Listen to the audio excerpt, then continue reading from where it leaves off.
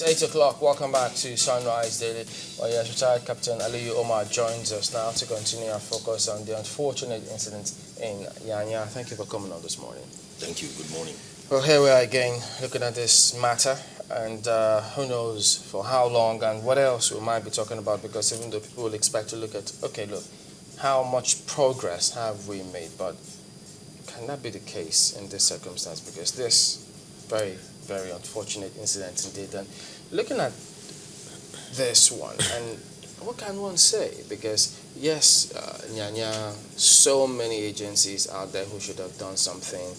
Are we back to the same old thing, not doing the things that we ought to do to prevent this? Well, let me first of all condole Nigeria for this loss. It's sad. Having said that, I think we are running a cycle here. Let me do a post-mortem of Abuja security-wise in the last 30 days. About 3 weeks ago, somebody found it right to quarter terrorists within the environment of the presidency. That was a dangerous thing to do. It was too close for comfort. Probably that officer should be debriefed. Guantanamo Bay is nowhere near the White House. You cannot keep terrorists within the confines or immediate environment of the seat of power. That was a no-no. That has passed. Barely 3 weeks later, Abuja again, Nyanya.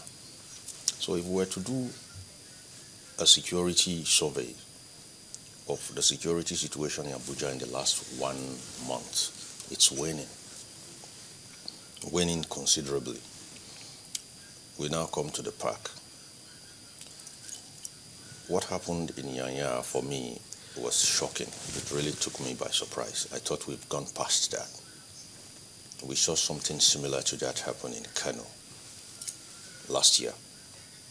There was a bomb in a car park somewhere in Kano. And I think if we had learned from that, no matter how little what we learned may have been, we should have replicated that in all major car parks across the country. So the question now is, are we going to learn from this one, or are we going to just cry, bury the dead, and wait for the next accident to happen? Because, we've got the DMI, NIA, NSA, DSS, and look, it could go on.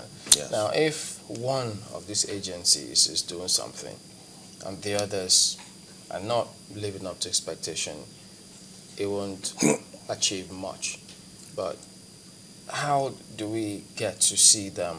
Do we look back and see, first of all, do we have too many of these agencies? What are they supposed to be doing? Who is doing what? What kind of effect? What are they bringing to the table about this? So remember the time, once upon a time, everybody cried out about the position of the NSA.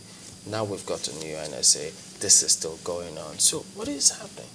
Yeah, Chamberlain, you must understand something. When you have everybody doing one thing, that one thing becomes nobody's job. Because everybody will believe somebody will do it. And because everybody believes somebody will do it, nobody does it. That is one. Two, when you have people in positions, not because they know what to do, but because they know someone, you're going to end up with a department where everybody knows everybody, but nobody knows anything. So the indicators on ground are not matching the statements we are getting. The results on ground are not matching the investments financially. And my take as an observer, dispassionately now, is that people are in places in this country in the last 20 to 30 years, not based on meritocracy, but because they know someone. Now, it's okay for you to put people you know in position, that's okay. But ensure they know their onions. I sit down from my small corner and I listen to security chiefs speak, and I just know this guy is not on his page. He's not on his game. Nobody is a repository of knowledge. Nobody is perfect. But then you can build a team. You don't have to be a footballer to build the best team. I mean, Wenger doesn't play ball better than myself, but I respect him. You got to build a strong team. If this guy cannot take us there, don't put him there. Because ultimately,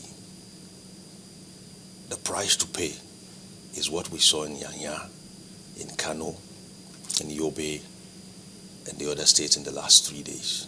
In the last 3 days, we've seen like 400 people lose their lives because somebody somewhere is not on his game. Somebody is meddling with our lives. This is war. Exactly. We have to get serious about who does what and how he does it. Break it down for us, because I'm trying to link it with what Chris Mokalo did say when he talks about, having specific duties for some agencies. Are we talking about spelling it out? Because the way Chamberlain read them out, I thought that everyone has his own area of watch. Yes, on paper, policy-wise, it could have been spelled out.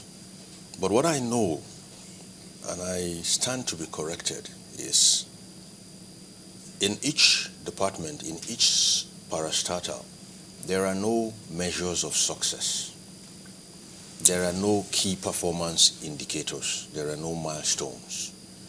If you come to me and I have to give you 100 million, you have to tell me what you want to do with the 100 million. And you have to tell me how you want to do it. You see, it's one thing for us all to know what we want to do with 100 million, but do you know how to do it? What I'm trying to say is if a security officer is actually going to be tasked to do something, we should be able to say for 100 million, what are we getting? Are we going to see 6 months, no attacks, 1 day, no attacks? And even then, how do you intend to do it? What's your plan? On our side of the divide, business people, we call it a business plan. Pardon me, let me jump in. Yes. While you continue on that, can they actually do all of this without a sufficient or an adequate database in this country? Database, Chamberlain, is all around us. I have a colleague, those days when I used to be with the intelligence community proper, I had a colleague who worked for the intelligence community of another country. And one day we were just having drinks and chatting, and he said all the intelligence they require to have in Nigeria is in the pages of any newspaper that is published in this country. Oh dear. Yeah. They are about indicators. You see, intelligence is not as we see it in James Bond's film and all those things. Intelligence is simply the ability to have insight. And you have insight when you have imagination, when you are innovative, and a measure of metacognition. Shed some more light on that part. Everything is on the pages of newspapers. It means that journalists have a big role here. Yes, indeed. Journalists, for one, let's go to journalists. And that's one of the reasons why I'm very much, inclined to security journalism. Journalists are not inducted. Our security agencies don't see journalists as partners in progress. It's more of a Tom and Jerry approach. I'm looking to see that day when journalists will be inducted, when journalists will actually attend courses and be able to see from the perspective of the security agencies, because all of them use information. So having said that, what I'm trying to put through to you is this. Intelligence is simply what you glean off that which you've seen. Simply put, there is nothing hidden under the sun. Okay? Our mothers didn't go to school. Our aged mothers, not all of them were opportune to go to school where I come from. But they look at a woman right now and tell you how far gone into pregnancy she is, because they know the indicators. The same should apply to any security chief. You should be able to sit in a park. That's your third eye, your sixth sense. Exactly, your sixth sense, what people call the pineal gland or what have you, all those things, the subconscious. If you've been in there long enough, you begin to have insights. I do it. I can sit in a park and tell you who the pickpocket is. Without monitoring through the just CCTV? in my car, just looking, I know the pickpockets. Because they're creatures of habit, you say? Yes, creatures of habit. They don't go after people with one luggage. When they see you with 3 boxes and 2 children, they rush you. Everybody pretends they want you to enter their vehicle. So your attention is divided between your luggage, your children, and them, and they get your bag. Now, just quickly, one of the things I seem to be getting from this is also,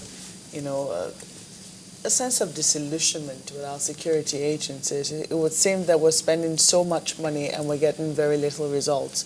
And one of the reasons why people would say this happens is that we can hardly question, or ask for transparency in terms of how, funds are appropriated or spent within security agencies. Do you think that we can actually begin to yes, we can. remove a bit of that opacity, or is it really impossible to be transparent with funds in security agencies?